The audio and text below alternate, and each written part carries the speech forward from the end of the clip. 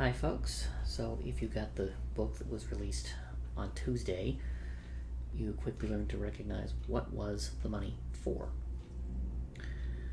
So, what we have here is a sample budget with some money that needs to be assigned to things, and I called it target practice, and there's all kinds of ways to set up target categories. I've also got some test loans for some common scenarios like a student loan or a mortgage. There's a credit card with no starting balance on it, and a checking and savings account with some money already there, but you don't know what it's assigned to. So when you set up YNAB, the first thing you'll probably think about is, where does this money need to go? Now, a lot of things can be put on different types of targets. If you go grocery shopping every week, this would be a weekly set aside another so many amounts, or a weekly refill up to so many amounts. The difference between those two, if you refill up to a given amount, let's say 500, well, I set the target up for $1,000 this month. Now, because it said weekly refill up to, what we're going to do to match the name of the category here is say edit the target, and we'll say I need $200 every week, and it says next month I want to refill up to $200 a week. So this is set up correctly, even though it does say $500 a month. Okay, so what we'll do is we'll take this and we'll say now we've assigned $1,000. Where it comes up with 1,000, August 1st started on Saturday, and that means there are 5 Saturdays. 5 lots of 200 is where you get $1,000. You could do the same thing for some of the other categories, like this weekly set aside another. Let's say I have $1,000 there that I throw in, and I'm directly clicking on the assigned column here. I say edit this target. In this one it says I need $200 every Saturday, and next month I want to set aside another $200 a week. So regardless of how much you spent or how much you set aside the previous week, it will set aside a given amount, the same amount, every single week. Now, if we went to September, because we were already assigning next month for whatever reason, here it says I need $200 every Saturday, and I want to set aside another $200 a week. Now you'll notice it says $800 more needed this month. The first Saturday of September is September 5. There are only 4 Saturdays and not 5. Therefore, the amount you set aside is 4 lots of 200, not 5, and that's where it comes up with 800. Now, let's say you had a test home mortgage here. I have a given amount, I have a given interest rate. I say, here's what the minimum payment is, and let's say it's 20 years. Okay, so we want to create a debt payoff target on a given payment, and it says I need a monthly payment, payoff date, and let's say it's due on the 1st. So what we'll do is, what it says $3,023 needed by the 1st. I take some money, I either click on the assign column and type it in, or I say assign up in the top center. I'll do this one manually, and I'll assign $3,023, and we'll throw that into the home mortgage. And what you'll do is you'll set us up and set aside all of your money from ready to assign to every one of your targets, much like this one here. I've tried to come up with every possible type of target there was when I did my coaching training. So I have a monthly refill up to option here, and I need to only have one of these selected in order to actually edit the target instead of 2 of them. And I put down monthly under the target instead of weekly, and it says I need so much by this date, and next month I want to set aside another, or refill up to, as the case may be.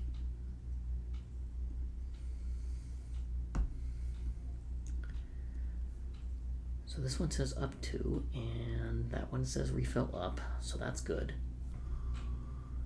Weekly set aside another. I'm going to go edit target. I'm going to say set aside another X number in a week. Monthly set aside a number will be the same thing. I just do it monthly. Yearly refill up to says I need so much by a given date, and I set this up some time ago. Let's just say January 1st. And since I reset the target to be January 1 on a yearly thing, refill up to, it's going to say, how many months are there between now and January? There are 5 months because it's August, September, October, November, and December. And 333.34 needed this month.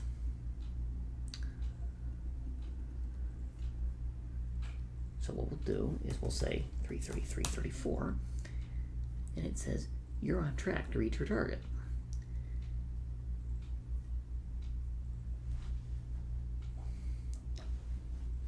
Now it's going to come up, I think it's going to come up a bit short there, but it says to go 1666.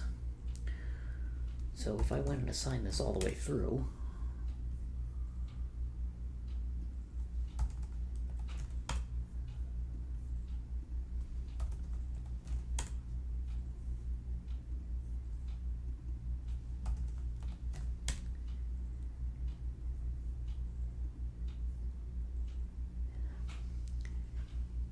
and now it says 83%. This is counting January as one of the months. So it divided 2,000 by 6 and not 5, even though I said I need it by January 1. Because it's going to assume that you're assigning money in January for the payment that's on January 1st. And if I assign 2,000 divided by 6, that exact amount all the way through, I will have enough assigned to get there. If I go back to August and I say yearly set aside another, I said set aside another $2,000 each year by April 1st of 2027. So I need to assign some money this month to get there. And the eagle-eyed viewers may have noticed that when I was going through the explanation of targets, I did not set anything up for monthly refill up to or set aside another yet. So I need to go back to do that one and fill those all up. Custom fill up to, let's edit the target for some future date that isn't in the past when I originally set this up. Let's just say 2/10 of 27. Just for the fun of it, we'll say amount by this date, and I want to fill up to that. So that's a long-term thing, vacation fund, computer technology, etc., etc. Okay, so how many months are there between August and February? That's 5,000 in total. Well, there's August, September, October, November, December. January would be 6 months. February would be 7. 5,000 divided by 7, counting February as one of those months, is 714.28, and that's where this amount, 714.29, is coming in.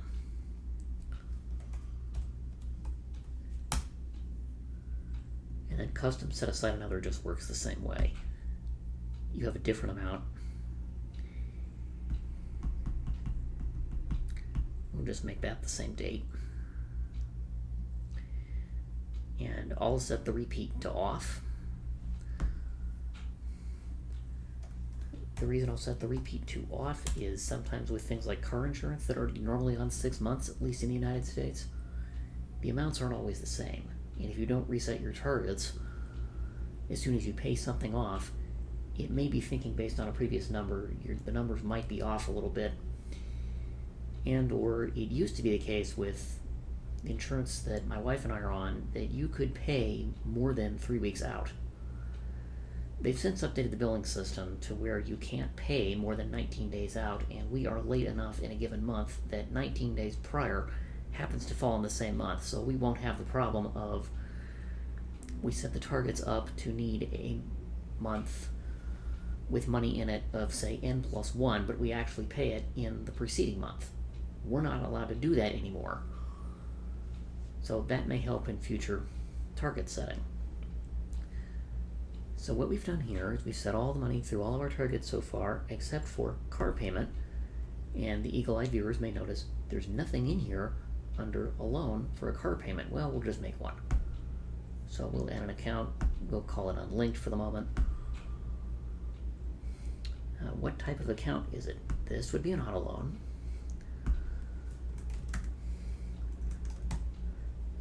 We'll call it test ride for its nickname. Current account balance, let's say 30, just to make the numbers easy. Interest rate 6.5, roughly what the wife and I were on. Monthly payment required by your lender. We'll just throw in an amount there. Again, all these numbers are fictitious. And you may have noticed, which category do you want to pair your loan with?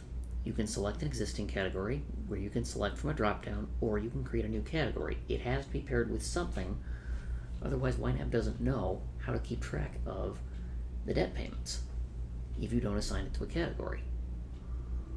So what we'll do is we'll just say car payment. We'll hit next, and the next time I make a payment, or set something up with that, let's say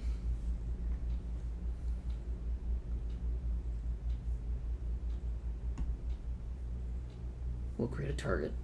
It said $46.15 in interest and 4.5 years remaining on this test account. Under summary on the right, there's minimum payment, which is what I put in. There's time remaining, which is the calculation based on interest and principal that's left. What's left to pay, and principal and interest, and this wasn't there when I first learned to use the software 5 years ago. You had to go into the debt payoff simulator in order to see that. This was not available on the main screen, which is nifty. So monthly payment should be at least what the minimum is. If it's not, then you're accruing interest, and that's another issue for another day. Let's say you wanted to pay it off sooner than February of 2031. Now you can go forward, and it will come up with a different monthly payment.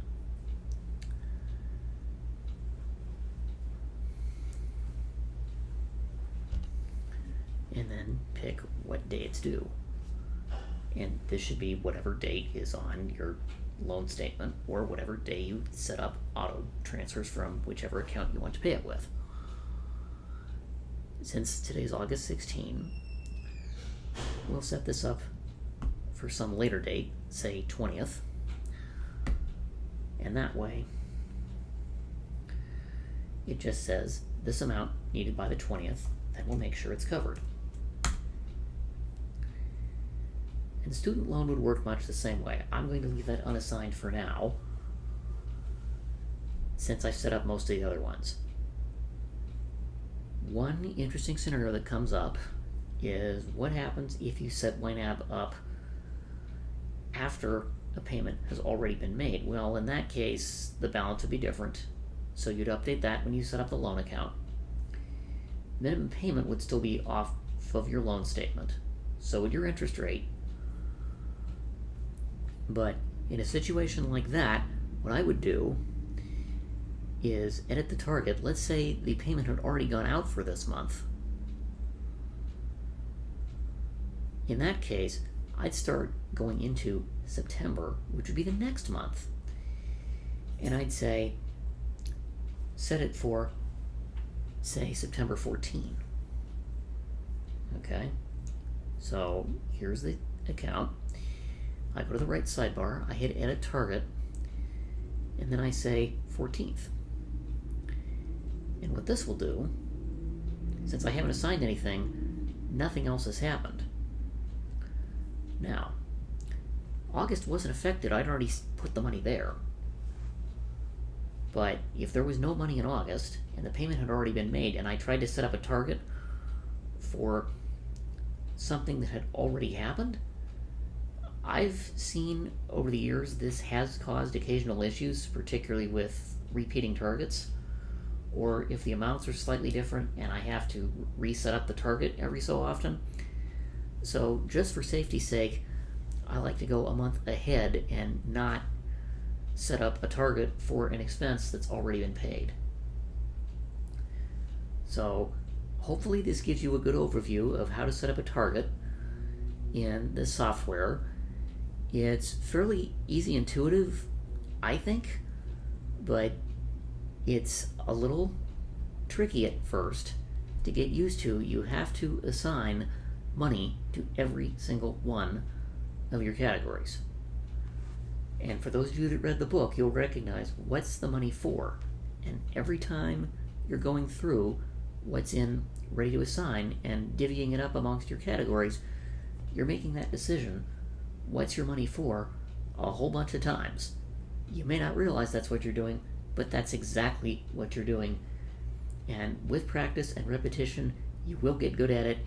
It happened to me. This is somewhat experience talking. But if any of you all have any questions, please feel free to post in the comments and let me know how I can help you or what you have problems with.